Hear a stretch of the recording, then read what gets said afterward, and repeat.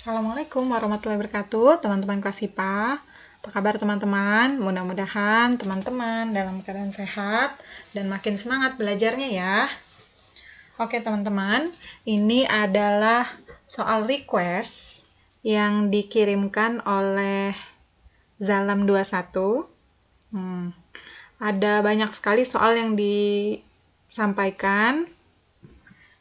Kita bahas sedikit demi sedikit ya. Jadi ini kita bahas dulu soal fisika. Nah, ini adalah paket satunya. Oke. Sebelum dimulai, kita buka dulu dengan basmalah. Bismillahirrahmanirrahim. Oke, ini soal pertama. Perhatikan gambar alat dan bahan serta data pengukuran berikut. Besaran fisika. Oke, yang tanya besaran fisikanya ya. Sesuai dengan data yang diperlihatkan. Oke, teman-teman tahu ini gambar apa? Nah, ini adalah gambar alat ukur dari neraca. Ya, jadi neraca ini adalah alat ukur untuk mengukur massa. Jadi besaran fisika yang bisa diukur sudah pasti massanya ya. Tuh. Jadi yang A sama B udah pasti salah nih. Nah, massa apa yang diukur? Kalau teman-teman lihat ini, di sini ada gambar dari Erlenmeyer. Nah, tadinya kosong Erlenmeyernya, kemudian di sebelah sini Erlenmeyernya ada isinya. Artinya yang diukur adalah zat cair. Tuh ya, jadi massa zat cair untuk mengukur kan nggak mungkin airnya dituang langsung ke neraca, tumpah-tumpah nanti. Jadi dia harus diletakkan dalam wadah. Wadahnya bisa Erlenmeyer atau bisa juga misalkan gelas beker, bisa apapun ya, yang bisa menampung air. Oke, jadi ini mengukur massa zat cair. Kita cek di sini angkanya, sebelah kiri ya, ada 20, 100, sama 5. Kita langsung jumlahin 20 tambah 100 tambah 5, 125 gram. Oke, kemudian sebelah kanan ada 200 sama 4,6. Kita jumlahin jadi 204,6. Cara bacanya gitu ya, tinggal dijumlah. Nah, massa zat cairnya berarti adalah massa yang ini, yaitu Erlenmeyer ditambah dengan air, dikurangi Erlenmeyernya. Oke, jadi yang kanan kurang kiri ya. 204,6 kita kurang 125, hasilnya adalah 79,6. Jadi yang C. Massa zat cair 79,6 gram. Oke. Gampang ya. Next, kita ke soal nomor 2. Pasangan besaran pokok, satuan SI, dan alat ukur yang benar. Oke, yang ditanya besaran pokok harus satuan SI ya. Kita cek. 1. Suhu, derajat Celcius. Nah, ini salah ya. Satuan SI dari suhu adalah Kelvin. Alat ukurnya termometer, betul. Yang kedua, massa. Satuannya kilogram, betul ya. Alat ukurnya neraca, betul tadi. Jadi 2 betul. 3, besaran panjang, satuannya meter, alat ukurnya mistar. Mistar ini nama lain dari penggaris, betul. Jadi jawabannya 2 dan 3 ya. Oke. Nah, yang 4 berarti otomatis salah. Salahnya di jam. Waktu itu satuan SI-nya adalah detik ya atau second. Oke, jadi jawabannya yang B, 2 dan 3. Oke. Next, ke soal nomor 3. Ini ada benda. Nah, yang ditanya benda padat, cair, dan gas. Tabel sifat bendanya ya. Bentuknya tetap, volumenya berubah. Nggak ada ini ya, ini bukan. Yang kedua, bentuknya berubah, volumenya tetap. Nah, bentuknya yang berubah. Ini berarti zat cair ya. Bentuknya berubah, volume berubah, ini gas. Tetap dan tetap, ini pasti padat. Dia mintanya berturut-turut. Jadi dari yang padat yaitu 4, kemudian cair 2, gasnya 3. Jadi jawabannya yang D, harus berturut-turut ya, 4, 2, dan 3. Padat, cair, dan gas. Oke. Next, kita ke soal nomor 4. Perubahan fisika. Oke. Perubahan fisika ini perubahan yang meliputi perubahan wujudnya. Tuh ya, tanpa disertai reaksi kimia. Sementara kalau perubahan kimia ini adalah perubahan berupa struktur kimianya karena dia mengalami reaksi kimia. Tuh. Nah, ini biasanya kalau perubahan kimia ditandai dengan terbentuknya zat baru. Terbentuknya zat baru ditandai dengan apa? Bisa misalkan ditandai dengan terbentuk endapan, atau berubah warna, atau ada bau yang dihasilkan, ada aroma gitu ya. Atau bisa juga ada asap yang tercipta. Tuh. Nah, karena ini perubahan fisika, maka dia perubahan wujud aja ya. Tuh, tanpa menghasilkan zat baru, tuh kan. Nasi menjadi basi. Ini ada baunya. Nah, tadi kalau ada baunya berarti ini kimia ya. Es mencair. Es mencair. Tadinya es berubah jadi air. Ini hanya perubahan wujud, berarti ini betul fisika. Jadi 2 betul ya. 3, besi berkarat. Nah, besi berkarat berubah warnanya, kan? Ini kimia. Oke. Kaca pecah. Kaca pecah ini hanya mengalami perubahan dari tadinya utuh kemudian jadi kecil-kecil, hanya berubah ukurannya saja gitu ya. Jadi ini fisika. Air menguap ini juga hanya perubahan wujudnya aja. Jadi jawabannya otomatis 2, 4, dan 5. Oke, karena 1 dan 3 adalah kimia. Next, kita ke soal nomor 5. Di antara zat tersebut yang termasuk campuran. Oke, udara ini pernah kita bahas ya di bagian materi kimia. Nanti teman-teman silahkan dilihat lagi apa bedanya senyawa campuran. Kemudian tadi perubahan fisika kimia itu ada di materi kimia. Nanti boleh dilihat video di materi kimia ya. Udara ini termasuk campuran. Gula pasir ini adalah senyawa. Ya, kalau mau tahu teman-teman rumus molekulnya ini adalah C12H22O11 atau disebut juga dengan sukrosa. Oke. Air laut ini adalah campuran. Air murni, nah ini juga senyawa, rumus molekulnya H2O. Emas ini adalah unsur, rumusnya Au ya, emas, aurum. Oke, berarti yang campuran otomatis 1 dan 3. Oke. Gampang ya. Next, kita ke soal nomor 6. Nah, ini mulai menghitung. Tadi kita belum menghitung ya, baru nomor 1 aja yang menghitung. Nah, sekarang kita mulai menghitung lagi. Ada 2 mobil, A dengan B, saling mendekati dari jarak 600 meter. Kita gambar ya.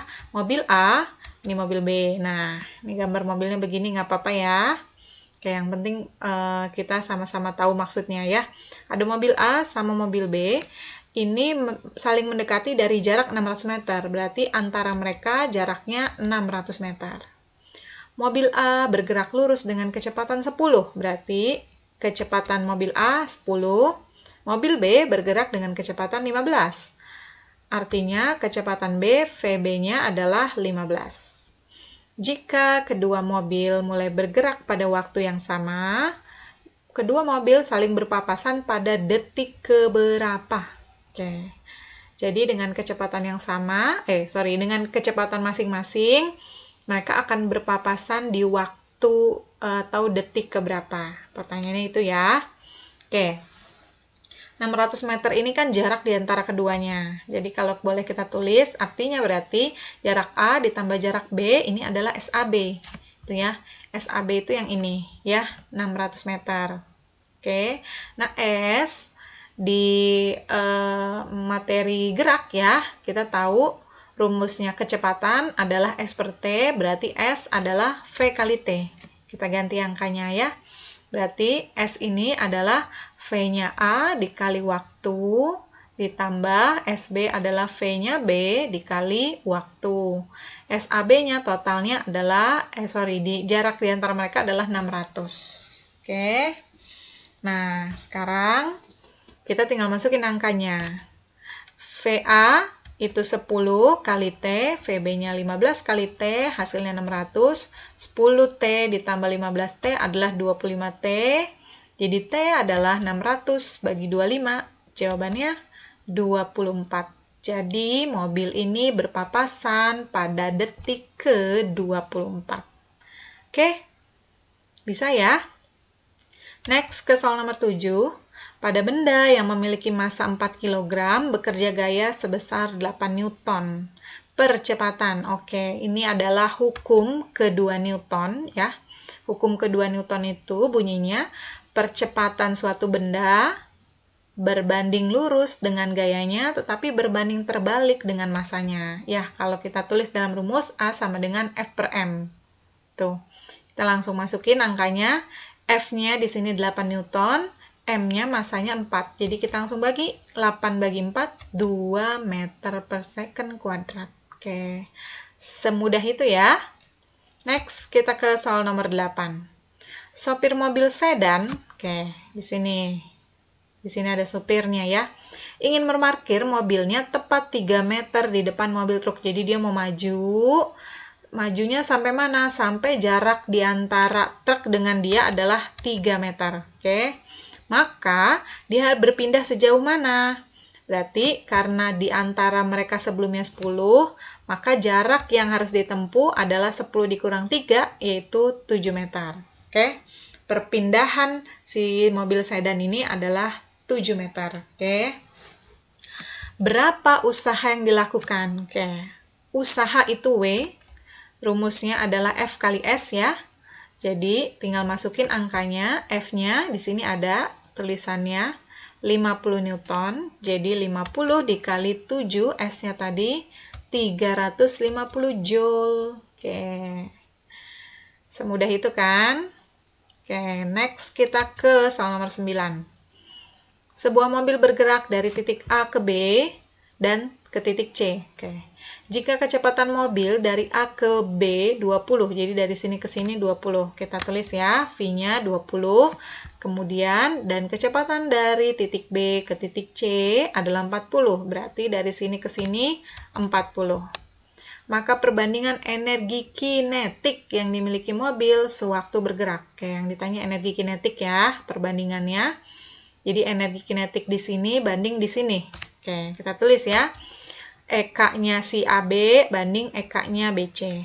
Nah, rumus energi kinetik itu adalah setengah mv kuadrat. Jadi kita masukin ke sini. Setengah mv kuadrat AB banding setengah mv kuadrat BC. Karena mobilnya sama, artinya massa bendanya sama. Jadi ini boleh kita abaikan ya. Setengah, di sini sama-sama ada setengah, coret. Kemudian massa karena sama boleh kita coret, yang beda cuma V. Jadi rumusnya kita sederhanakan lagi. Jadi V kuadratnya AB banding V kuadratnya BC. Kita langsung bandingkan karena memang soalnya minta perbandingan di sini ya. Tuh, di sini perbandingan. Oke. Langsung aja kita masukin 20 km berarti kita kuadratin. Yang BC juga 40 kita kuadratin. 20 kuadrat 400, 40 kuadrat 1600. Kita sederhanakan 1:4. Oke, semudah itu ya. Next, ke soal nomor 10. Oke, ini pesawat sederhana, materi tuas. Jika AB sepertiga BC, AB ini adalah sepertiganya BC, maka besar gaya F. Oke. Pada alat tersebut. Oke, jadi prinsip seimbang pada tuas ini adalah kiri sama dengan kanan ya. Mirip kayak neraca gitu kan, karena memang neraca itu juga adalah salah satu alat yang mengaplikasikan tuas ya.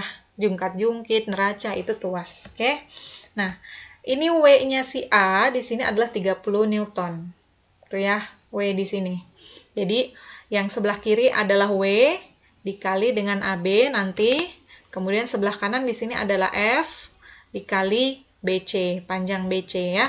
Kita tulis W kali AB sama dengan F kali BC. Langsung masukin angkanya, W 30, AB itu kata sepertiga BC. Oke, kita masukin aja sepertiga BC. Atau kamu mau misalkan pun boleh ya. Misalkan kamu misalkan BC adalah 1, maka AB-nya sepertiga kali 1, itu boleh. Kalau saya mau pakai BC-nya aja, nggak apa-apa ya. Jadi seperti aslinya aja.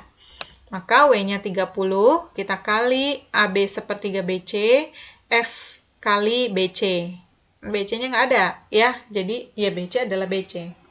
Oke, 30 kali sepertiga 10 ya. Maka ini jadi 10 BC, sama dengan F kali BC. Maka F Kita pindah si BC ke kiri, yang tadinya perkalian jadi pembagian. Jadi F adalah 10 BC dibagi BC. BC bagi BC coret, jadi tinggal 10 Newton. Oke, gampang kan? Next, ke soal nomor 11. Pada saat kita berada dalam ruang tertutup dengan suhu 59 derajat Fahrenheit, maka kita merasakan jadi supaya kita tahu ya, kalau kita tinggalnya di negara Amerika misalkan yang memang menggunakan Fahrenheit sebagai satuan dari suhu, kita langsung tahu ini 59 derajat Fahrenheit apakah panas, hangat atau dingin. Tapi karena kita tinggal di negara Indonesia atau beberapa negara Asia itu menggunakan satuan suhu adalah Celcius ya. Maka kita gunakan ini, kita ganti dulu Fahrenheit-nya ke Celcius. Oke, kita rubah ya. Oke, Celcius banding Fahrenheit itu 5:9. Nah, kita langsung masukin Celcius-nya, berarti ini karena Fahrenheit yang diketahui, Fahrenheit itu punya titik bawah 32, maka kita kurangin dulu 32 sama titik bawahnya. Kalau dia titik bawahnya 0, itu langsung aja. Tapi karena titik bawahnya ada angkanya, jadi harus kita kurangin ya. 59 kurang 32 dulu, dikali, karena yang ditanya Celcius, maka perbandingan Celcius harus di atas. Tuh ya. Jadi jangan ketuker. Tuh. Nah, yang diketahui Fahrenheit, jadi Fahrenheit ada di bawah. Pokoknya siapa yang ditanya, perbandingannya berarti dia di atas. Oke? 59 kurang 32, itu 27 kali 5 per 9. 27 sama 9 coret ya, 3 kali 5, 15. Nah, kalau 15 derajat Celcius, kita kan bisa memperkirakan ya. Kalau kita nyalain AC aja, itu biasanya suhu AC itu kita pakai kalau di Indonesia 18 derajat Celcius. Nah, itu sudah terasa dingin ya, apalagi 15. Di bawahnya lagi. Berarti ini otomatis dingin. Oke. Berapa sih suhu normal kamar? Nah, suhu normal suatu ruangan kalau tidak ada AC-nya itu biasanya 25 derajat Celcius. Itu suhu ruang ya. Kecuali kalau hari lagi panas misalkan, atau di luar matahari terasa sangat panas. Nah, biasanya suhu ruang kalau tidak dipasang pendingin itu juga akan mempengaruhi. Oke. Ya, tapi ngomong-ngomong dari mana asalnya 5/9? Ya, kita remind lagi ya. Ini jawabannya dingin, kita remind lagi. Jadi, termometer Celcius itu punya titik bawah 0 atau titik air mulai membeku 0 derajat dan titik atas 100 atau titik air mulai mendidih. Oke. Nah, Fahrenheit itu punya titik bawah 32, sementara titik atasnya 212. Nah, 5/9 ini adalah perbandingan dari pengurangan 100 kurang 0, 100, dibanding 212 kurang 32, 180. Jadi 100 banding 180. Kamu sederhanakan sampai ketemu hasilnya ini, 5/9. Jadi perbandingan dari sini ke sini. Itu ya, titik atas kurangin titik bawah masing-masing. Nah, tadi kenapa dikurangi 32? Karena ini, titik bawahnya dia 32. Oke, jelas ya? Next, kita ke soal nomor 12. Oke, ini tentang kalor zat. Untuk mengubah semua es menjadi air. Oke, untuk mengubah semua es menjadi air, teman-teman, yang kita butuhkan, ini sorry, bukan dari soalnya, tapi saya tambahin, udah mulai muncul duluan ya. Tuh harusnya disetting, tapi saya lupa. Jadi yang kita butuhkan adalah kita harus tahu Q1 ditambah Q2. Jadi kalor yang dibutuhkan untuk mengubah semua es menjadi air itu adalah sampai di titik ini. Oke? Jadi ketika titik ini esnya mulai mau mencair. Tapi belum mencair ya, mau mulai. Siap-siap dia. Ketika udah sampai di sini, maka ini semua es sudah mencair. Jadi yang kita butuhkan adalah Q1 dengan Q2. Sementara dari titik ini ke titik ini adalah sudah jadi air, dan bahkan malah dia ingin mulai menguap, ingin mulai berubah jadi gas. Jadi kita nggak pakai titik yang ini, nggak pakai kalor yang ini ya. Oke, jadi Kita buat Q totalnya yang dibutuhkan untuk semua S menjadi air adalah Q1 tambah Q2. Q1, karena ini minus 5 kondisinya dalam bentuk S, maka rumusnya adalah M dikali kalor jenisnya S, karena dia masih dalam bentuk S. Kemudian dikali perubahan suhu yang terjadi. Q2-nya tidak ada delta T-nya, tidak ada perubahan suhu dari titik 0 ke 0. Jadi kita nggak pakai suhu lagi, kita langsung massa dikali kalor lebur S, karena S-nya benar-benar mulai melebur. Ya, melebur semua S-nya, atau mencair semua. Udah, tinggal masukin angkanya. Ini masanya 500 gram, rubah ke kilogram bagi 1000 ya, jadi 0,5. Dikali CS-nya di sini 2100. Bukan pakai C air, kalau C air Q yang di sini ya, hati-hati. Karena bentuknya tadi di bawah sini masih S, jadi pakainya S. Kali delta T-nya, yaitu 0 dikurang minus 5, yaitu 5 ya. M-nya, yang ini tadi sama angkanya 0,5, dikali kalor lebur S-nya 340.000. Kita kali, ini jadi 5.250, tambah 170.000, jadi 175.250. Jawabannya yang B. Oke, next, ke-13. Perhatikan 4 balok berikut. Urutan tekanan terbesar ke terkecil yang disebabkan oleh balok adalah, jadi ini adalah tekanan. Tekanan ya. Nah, tekanan itu rumusnya adalah P sama dengan F per A. Karena di sini disebutkan 10 kg, 10 kg, 10, 10, artinya masanya sama, berarti kalau masanya sama, otomatis gayanya juga sama ya, karena gaya itu adalah massa dikali gravitasi bumi. Tuh. Jadi, sama masanya, berarti gayanya juga sama. Artinya, tekanan di sini tidak lagi dipengaruhi oleh gaya, karena dia sama, tapi hanya dipengaruhi oleh A, atau luas permukaan. Karena ini yang satu di sini, satu sini ya, atau dia dibagi dengan yang ini, jadi dia berbanding terbalik. Jadi, tekanan ini berbanding terbalik dengan luas permukaan. Apa artinya berbanding terbalik? Artinya, semakin besar P-nya, maka A-nya semakin kecil. Kebalik, dia berbanding terbalik gitu ya. Atau dengan kata lain, semakin kecil P, maka A semakin besar. Tuh. Maka kalau yang ditanya tekanan terbesar, kita harus cari A yang paling kecil. Kita cari urutan A yang paling kecil. Di sini dia nggak ngasih angka, ya, tapi kita bisa ngira-ngira dari ukuran gambarnya ya. Nah, tekanan itu, luas yang dimaksud dengan luas permukaan yang di sini adalah luas yang di bagian bawah sini ya. Tuh. Karena suatu benda ketika mengalami tekanan yang paling terasa adalah di bagian bawahnya. Jadi, kita lihat luas sebelah sini aja. Nah, yang paling kecil kan yang 3 ya. Jadi, dari yang paling kecil adalah 3. Kemudian di sini 1 luasnya. Lihat luasnya aja ya. Atau kamu kalau bingung, nggak bisa ngebayangin yang bawah, dia sama di atas. Nih, ini kan paling kecil. Kemudian yang kedua yang ini. Yang ketiga adalah yang ini. Dan yang terakhir yang keempat. Ini. Maka begitu pula urutan tekanannya. Jadi jawabannya yang D. Gampang ya. Next, kita ke halaman 14. Ini tentang tata surya ya. Pernyataan tentang planet berikut. Kita cek yang benar. Merkurius, planet terkecil? Betul ya. Sabuk asteroid terletak di antara Mars dengan Bumi. Bukan Bumi, tapi Mars dengan Jupiter. Venus, planet yang paling dekat dengan Bumi? Betul. Uranus terkenal sebagai planet bercincin? Harusnya Saturnus, bukan Uranus. Jadi jawabannya yang betul 1 dan 3. Gampang ya. Next, ke-15 sama 16 nih, soalnya saya gabung karena ini nyerempet ke sini kena ya. Apa-apa. Perhatikan gambar bandul yang berayun dari A, O, B, O, A secara terus-menerus. Nah, jadi dia berayun terus-menerus begitu ya.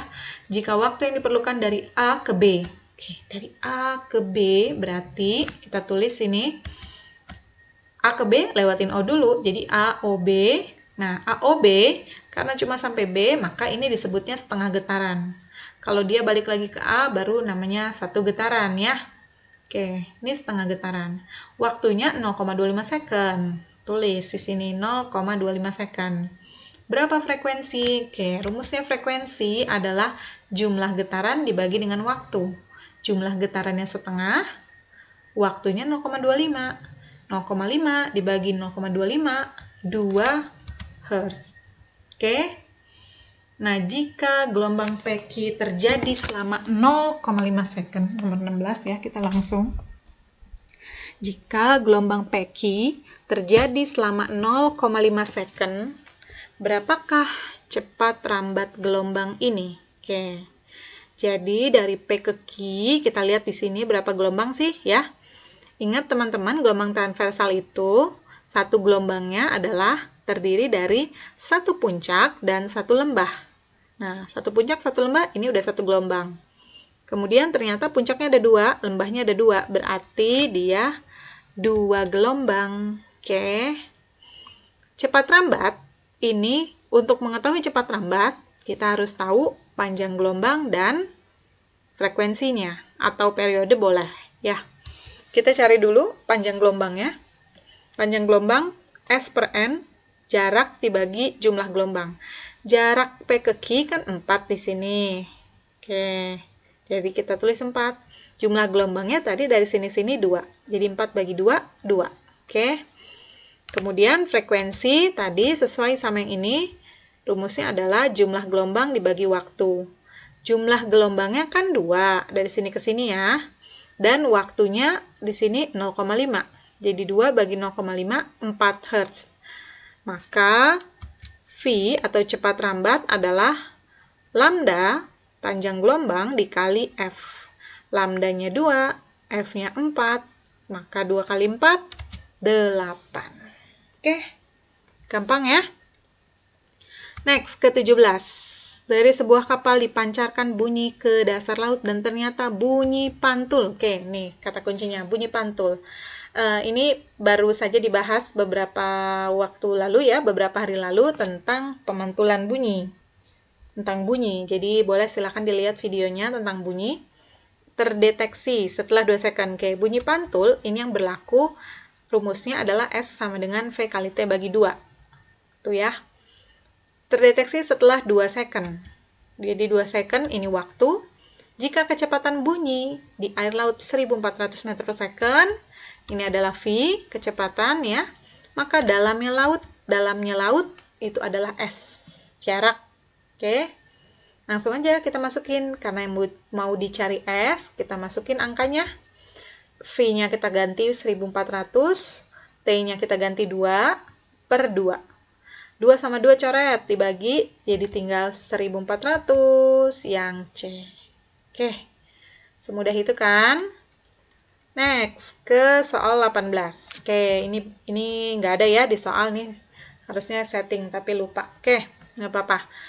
Sebuah benda terletak depan lensa positif dengan jarak titik 6 cm. Jarak titik apa ini? Saya lengkapin ya. Sepertinya ini saya paham maksudnya titik fokus ya. Jadi titik fokus ini si F-nya adalah 6. Kita tulis. Kalau titik fokusnya 6, oke, maka R-nya atau kelengkungan cerminnya adalah 2 kali F. 2 kali 6, 12. Kita gambar R, ini 12. Oke. Kemudian di sini ada 18, kemudian ada panah. Ini adalah bendanya ya, jadi SO, jarak bendanya adalah 18. Ada di ruang berapa dia nih? Karena dia di belakang R ya, kalau di antara ini dengan ini ruang 1, di antara ini dengan ini ruang 2. Dia di belakangnya R, berarti ini adalah ruang 3 ya, karena bayangan yang terbentuk, nih soalnya menanyakan kita tentang bayangan, benda di ruang 3. Kalau benda di ruang 3, ingat-ingat lagi, dicek lagi materi tentang ini ya. Saya juga sudah sering bahas ini, boleh sambil dilihat-lihat di video-video sebelumnya yang tentang soal-soal fisika di materi cahaya ya ini. Oke, benda di ruang 3, maka bayangan yang terbentuk sifatnya adalah nyata terbalik diperkecil. Itu ya. Jadi udah pasti B sama C salah, dia bilang Maya. Antara A sama D. Nah, tapi dia minta angka. Angka mana? Berarti, karena dia minta bayangan, artinya kita harus cari nilai SI. Oke. Antara SI, SO, dan F punya hubungan. 1/F sama dengan 1/SO tambah 1/SI. Karena yang tanya SI, kita keluarin ya, kita tuker. Rumusnya jadi, kita putar 1/SI sama dengan 1/F min 1/SO. Baru kita masukin angkanya. F-nya 6, SO-nya 18. Kita samain penyebutnya, 6 ke 18 harus dikali 3, jadi yang atas 1 kali 3 adalah 3. Ya, 3/18 kurang 1/18, 2/18. SI-nya kita balik, 18 bagi 2, 9. Yang mana yang 9? Yang D. Oke? Gampang kan? 19. Oke, ini soal listrik ya. Rangkaian listrik ini dirangkai L1, L2, L3, L4. Oke. Ini rangkaiannya seri paralel ya, gabungan. Kita cek, jika saklar S3 ditutup artinya dalam status on ya. Kalau dibuka berarti dia off. Oke. Jadi S3 ditutup, maka hanya lampu L1 dan L2 yang nyala. Kita cek ya. Kalau ini tutup, nih, lihat nih. Ini kan baterai, ini sumber listriknya ya. Ngalir ke sini, terus ke sini, ini kebuka, nggak nyala dia. Jadi ini ke yang ini. Ke sini. Nah, jadi rangkaiannya jadi begini. Tuh ya, kalau S3 ditutup, hanya lampu L1, betul ya, hanya lampu L1 dan L2 yang nyala. Ini sambil dibayangin, ini kan begini ya.